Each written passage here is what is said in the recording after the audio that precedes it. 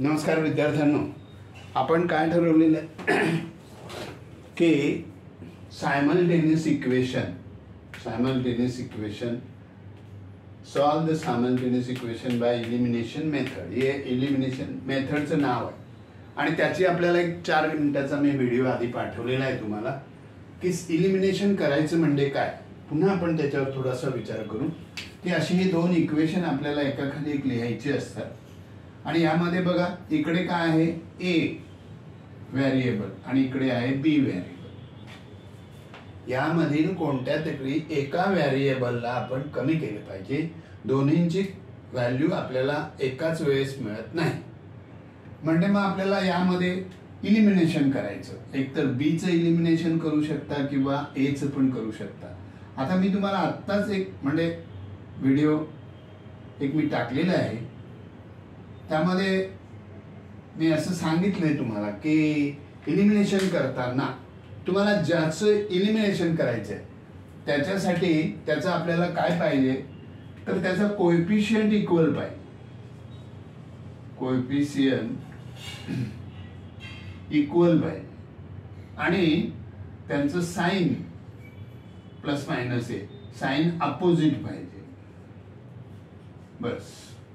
मग आता बघा आपण बघूया. याचा कोएफिशियंट 3 आहे, याचा 1 हे इक्वल नाही, पण याचा कोएफिशियंट सारखा आहे बघा, आहे ना. म्हणजे मग याला फक्त साइन अपोजिट आहे.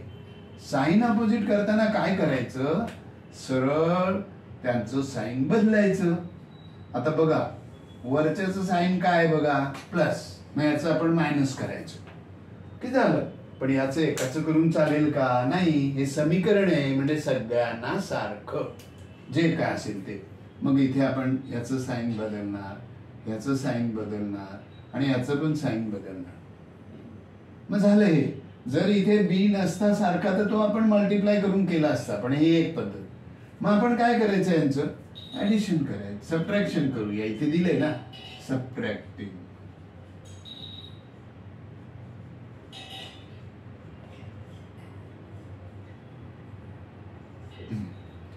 ठीक आहे. बघा मग 3a मधून 1a गेला तर 2a राहणार. हा प्लस हा मायनस दोघे गेले इज इक्वल टू आपल्याला 26 मायनस 22 म्हणजे 4 आलं. आपल्याला आता a पाहिजे आहे म्हणजे हा 2 इथे इंटू आहे, तो इकडे डिवाइड होईल, मग 4/2 होईल. मग a इज इक्वल टू आपला आला 2. आता हा जो a इज इक्वल टू 2 आहे ना, तो यामधील कोणत्याही इक्वेशन मध्ये टाका. आपण इकडे टाकलं तर मोठं होईल, पण यामध्ये टाकू. मग आपण म्हणायचं substituting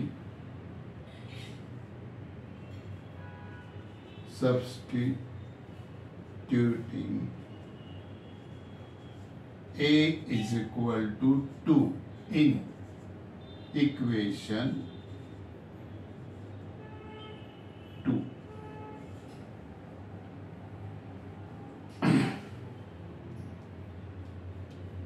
a is equal to 2 झालं.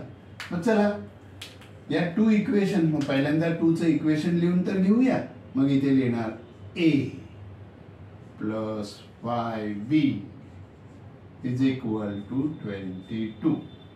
a ची व्हॅल्यू किती घ्यायची आपल्याला 2, मग इथे लिहिणार 2 plus 5b is equal to 22. आता या 2 ला आपण तिकडे न्यायचंय. हा बघ, हा साइड बदलणार आहे. इक्वेशनच्या पलीकडे किंवा अलीकडे जेव्हा येतो तेव्हा त्याचं साइन बदलायचं असतं. तर हा बघा इथे प्लस आहे, इकडे जाऊन तो मायनस होईल. म्हणजे इकडे काय राहिला 5b is equal to 22 minus 2. मग पुन्हा इथे लिहिणार 5b इज इक्वल टू 20. पुन्हा हा 5 आहे, हा 5 इकडे इंटू आहे, तो तिकडे डिवाइड होईल. मग is equal to 20/5 is equal to 4. मग आन्सर लिहिणार आपण. Answer a is equal to 2 बरोबर, and b is equal to 4. हे झालं आपलं आन्सर. संपलं. अशा प्रकारे करायची आहे. उरलेली आपण करू, पण तुम्ही असं ट्राय करा. असं करायचं 1-2 स्टेप करा. आधीचा पण तो आपण अर्धाच टाकला होता. मी त्या ठिकाणी फक्त इलिमिनेशन सांगितलं होतं. मग इलिमिनेशनने आपण बघा इथे या इलिमिनेशन इथे केलं तर आपल्याला हेच राहिला, बी गेला. मग बी ची व्हॅल्यू मग आपल्या इथे याच्यात कोणत्याही पहिल्यात टाकलं तरी चालेल, दुसऱ्यात टाकलं तरी चालेल, कोणातही एका समीकरणात ते सबस्टिट्यूट करायचं. Substituting A is equal to 2 in equation 2. आपल्याला सगळं उदाहरण मिळतं. बऱ्यापैकी तुम्हाला येत असेल, पण तरी सुद्धा विद्यार्थ्यांनो त्याचा सराव नियमित ठेवा. एवढंच फक्त करा. चला भेटूया ना आपण दुसऱ्या उदाहरणासाठी. उद्या भेटूया सकाळी. चला बाय.